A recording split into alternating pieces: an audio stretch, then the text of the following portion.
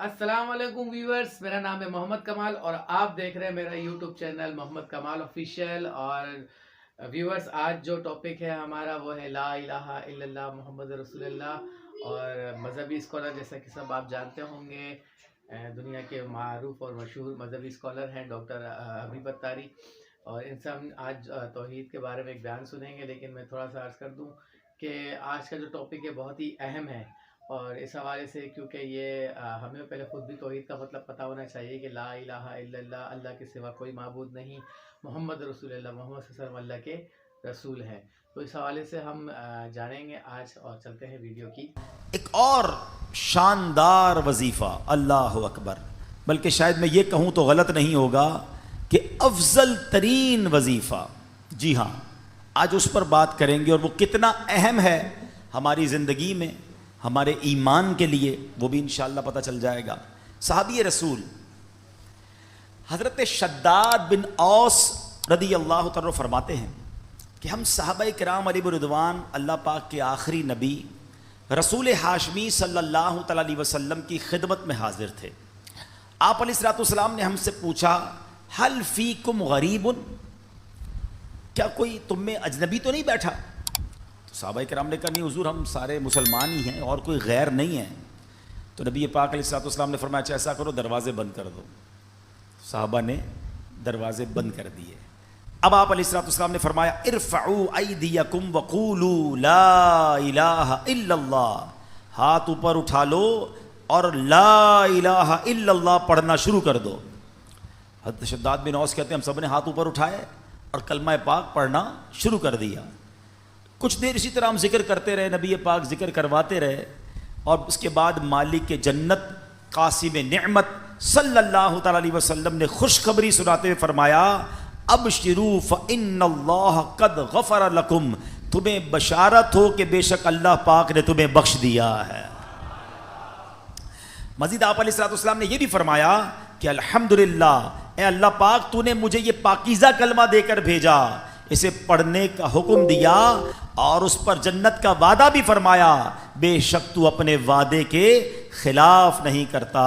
सुभान अल्लाह। तो कलमा तैयबा अफ़दलु ज़िक्र ला इलाहा इल्लल्लाह, इसके कमाल के फ़ज़ाइल हैं। क्या खूबसूरत शेर शायर लिखते हैं ना, हस्बी रब्बी जिसने कहा, फैज़ के दरिया को पाया, गौहर मकसद हाथ आया, ला इलाहा इल्लल्लाह, खुल जाए दर जन्नत के, दोज़ख की सब आग बुझे, दिल से कोई एक बार कहे ला इलाहा इल्लल्लाह, पढ़ो ला इलाहा इल्लल्लाह, ला इलाहा इल्लल्लाह। सुभान अल्लाह।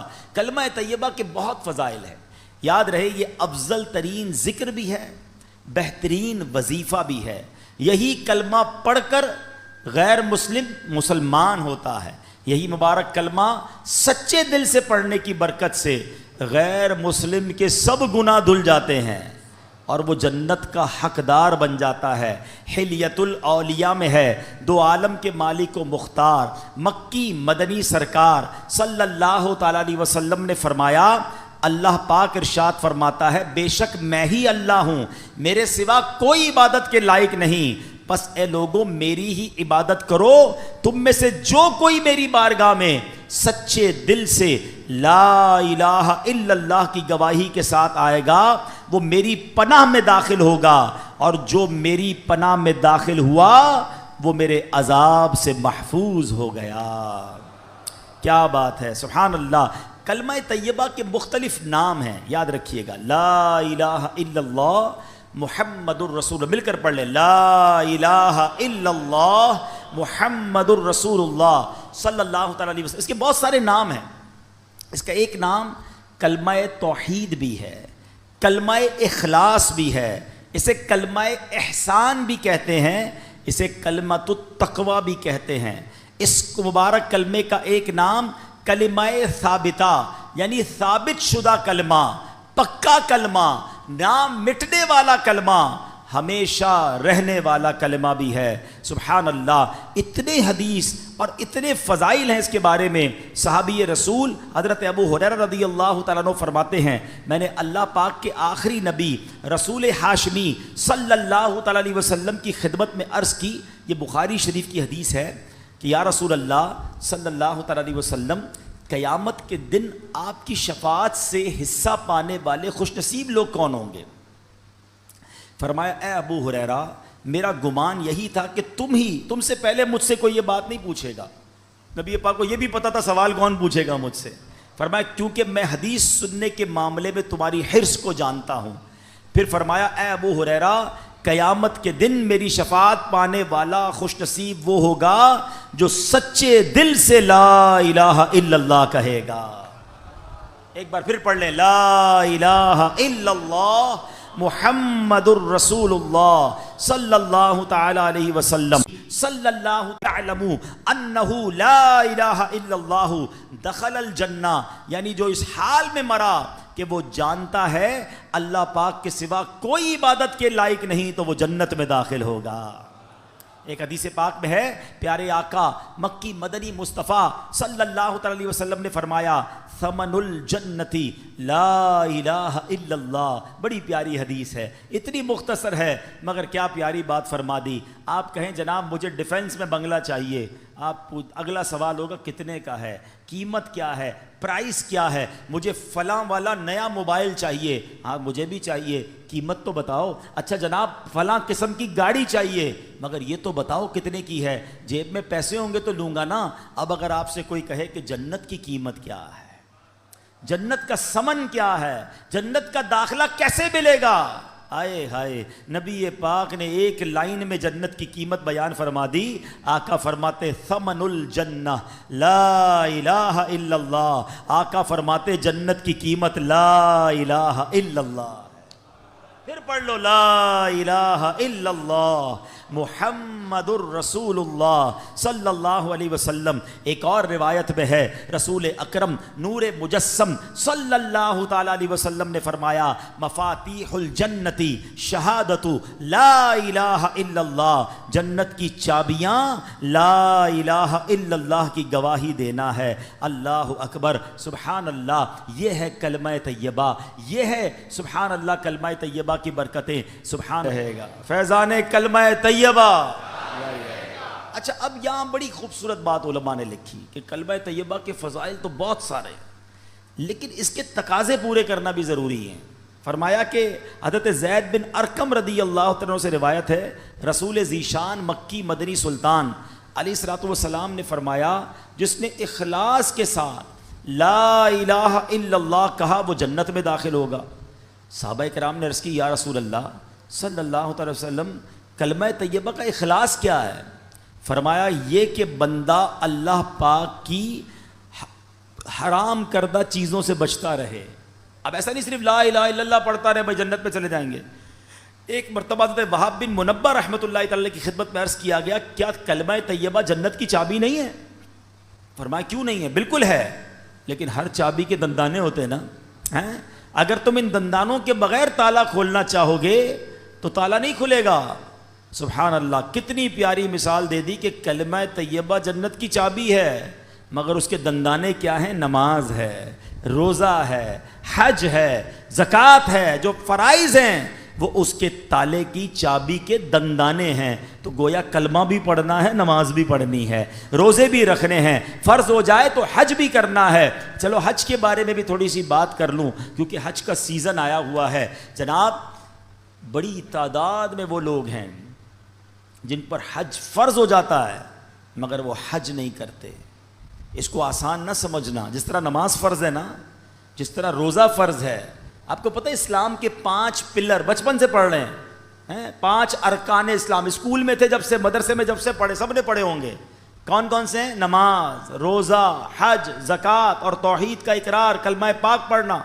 تو اب کلمہ تو پڑھ لیا، اچھا نماز کو اب بھی لوگ پکا فرض سمجھتے ہیں، بعض لوگ زکوٰۃ اور حج کو اتنی اہمیت نہیں دیتے، یہ بھی پلر ہے اسلام کا۔ اور حج نہ کرنا اب میں جو حدیث سنانے جا رہا ہوں نا وہ بڑی ہلا دینے والی ہے. حدیث پاک کا مضمون ہے, نبی پاک فرماتے ہیں جو کوئی شخص استطاعت کے باوجود, یعنی طاقت رکھتا ہے, پیسے بھی ہیں, گھر والوں کو بھی نان نفقہ دے سکتا ہے, ایسی صحت بھی ہے کہ حج کر سکے, استطاعت کے باوجود حج نہ کرے, آقا فرماتے مجھے کوئی پرواہ نہیں وہ عیسائی ہو کر مرے یا یہودی ہو کر مرے. یعنی معاذ اللہ اس کے ایمان پر خاتمہ نہ ہونے کا خوف ہے.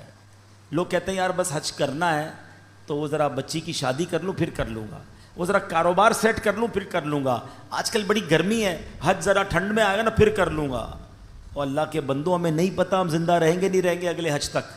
کئی لوگ پچھلے حج میں ہمارے ساتھ تھے, اس بار نہیں ہیں.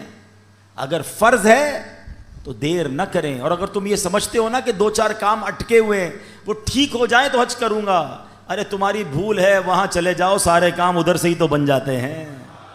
بگڑے ہوئے بنتے ہیں سب کام مدینے میں, بٹتے ہیں جہاں بھر کے آلام مدینے میں. مشکل میں ہو تو جاؤ نا آقا کی دربار میں. اور لوگ کہتے تھوڑے پیسے, مطلب حج کے پیسے تو ہیں مگر اس سے زیادہ نہیں ہیں, وہ کم ہو جائیں گے. بھول ہے تمہاری. حدیث پاک سناتا ہوں جس کا مضمون ہے حج کرو غنی ہو جاؤ گے. ہاں حج کرنے سے مال میں بھی برکت ہو جاتی ہے, تو حج میں سستی نہیں. حج ایک ہی بار فرض ہے, ایک بار کر لیا پھر بار بار نہیں ہے. لیکن جس نے ایک بار بھی نہیں کیا, اچھا ایک اور عجیب فینومینا ہے, عمرے کرتے رہتے ہیں, ہر سال عمرہ کرتے, حج نہیں کیا. ارے بھائی تم 100 عمرے کر لو, تمہارا فرض ادا نہیں ہوا ہے. کوئی 100 نفل پڑھے اور فرض نہ پڑھے تو کیا ہوگا, فرض ادا ہو جائے گا؟ نہیں ہوگا نا, فرض کرنا پڑے گا نا. یہ بالکل اسی طرح حج کرنا پڑے گا. اور میں آپ کو سچ بتاؤں, کسی عاشق رسول کے ساتھ حج کر لیا نا, پھر حج کی بار بار کیے بغیر چین آئے گا نہیں. حج کا مزہ بھی اور ہے, حج کا لطف ہی اور ہے. عرفات کا میدان, مزدلفہ کی راتیں, منا کی بہاریں, آؤ جمعرات کی رات ہے, حج کا ذکر ہوا ہے. اللہ سے دعا کرتے ہیں اللہ کلمہ پاک کی برکت سے اسی سال ہم سب کو حج نصیب فرما دے. اے اللہ تیرے خزانوں میں کمی نہیں, ہمیں اسی سال تیرے گھر آ کر لبیک پڑھنا بھی نصیب فرما دے. میرے رب کے خزانوں میں کمی نہیں ہے, لیکن حج کرنے کی پکی نیت رکھو. اور اگر حج فرض ہو گیا تو اس کی تاخیر نہ کریں.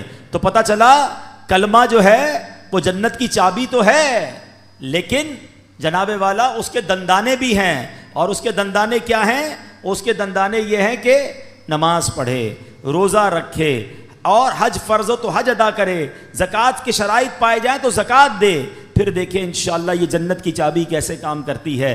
حضرت نوح علیہ السلام نے ایک بار اپنے بیٹے کو کمال کی نصیحت فرمائی. حضرت نوح علیہ السلام کا آخری وقت آ گیا. آپ نے اپنے بیٹے کو نصیحت کرتے ہوئے فرمایا بیٹا میں تمہیں 2 باتوں کا حکم دیتا ہوں اور 2 باتوں سے منع کروں گا. بیٹا میں تمہیں حکم دیتا ہوں کہ کلمہ طیبہ لا الہ الا اللہ کی کثرت کرتے رہو. بے شک اگر ترازو کے ایک پلڑے میں 7 آسمانوں اور 7 زمینیں رکھ دی جائیں, دوسرے ایک پلڑے میں کلمہ طیبہ رکھ دیا جائے, تو 7 آسمانوں اور 7 زمینیں کہ جو وزن ہے اس کے مقابلے میں کلمہ طیبہ کا وزن بڑھ جائے گا. دوسری نصیحت فرمائی بیٹا سبحان اللہ و بحمدہ کی کثرت کیا کرو, بے شک یہ ہر چیز کی تسبیح ہے, اس کی برکت سے مخلوق کو روزی دی جاتی ہے. دوسرا وظیفہ کیا مل گیا؟ سبحان اللہ و بحمدہ, سبحان اللہ و بحمدہ, سبحان اللہ و بحمدہ. روزی میں کمال کا وظیفہ ہے. جس کی روزی میں پرابلم ہو روز صبح کم از کم 112 بار پڑھ لیا کرو. اب آئیے فرماتے بیٹا میں تمہیں مزید 2 نصیحتیں کرتا ہوں, شرک اور تکبر سے بچتے رہنا. تو یہ 2 باتیں پازیٹو جو کرنے والی ہیں, 2 باتیں جن سے بچنا ہے, اس کو پکڑ لیجئے. کلمہ پاک اور سبحان اللہ و بحمدہ کا ذکر کرنا ہے, اور شرک اور تکبر سے بچنا ہے. یہ حضرت نوح علیہ السلام کی سبحان اللہ وصیت بھی ہے اور شاندار نصیحت بھی ہے. اور سبحان اللہ کلمہ پاک کی ایک اور فضیلت سنیں. حضرت عبداللہ ابن عباس فرماتے ہیں دن اور رات میں کل 24 گھنٹے ہیں, اور کلمہ طیبہ کے حروف بھی 24 ہی ہیں. جو ایک بار کلمہ طیبہ پڑھتا ہے اس کا ہر حرف 1 گھنٹے کے گناہوں کا کفارہ بن جاتا ہے. بس جب بندہ ہر روز 1 مرتبہ کلمہ طیبہ پڑھے اس پر کوئی گناہ باقی نہیں رہتا. اب سوچو جو دن میں کئی بار کلمہ پاک پڑھتا ہے اس پر کتنا اجر و ثواب ملتا ہوگا. تو یہ ذکر جو ہے اپنی زندگی میں شامل کر لیجئے. نبی پاک علیہ الصلوۃ والسلام نے فرمایا قیامت کے دن اللہ پاک فرشتوں سے فرمائے گا کلمہ طیبہ پڑھنے والوں کو میرے قریب کر دو، میں جگا دو، بے شک میں ان سے محبت کرتا ہوں. اللہ کا محبوب بننا ہے تو کلمہ پاک کا ورد کیجئے. اللہ اکبر. میں نے ایک شروع میں بات کہی تھی کہ افضل الذکر کیا ہے. اب حدیث سن لو. احمد مجتبیٰ رسول خدا صلی اللہ تعالی علیہ وسلم نے فرمایا افضل الذکر لا الہ الا اللہ و افضل الدعاء الحمدللہ. آقا فرماتے ہیں افضل ذکر ہے لا الہ الا اللہ اور افضل دعا ہے الحمدللہ. تو سبحان اللہ کلمہ شکر بھی ادا کرنا ہے.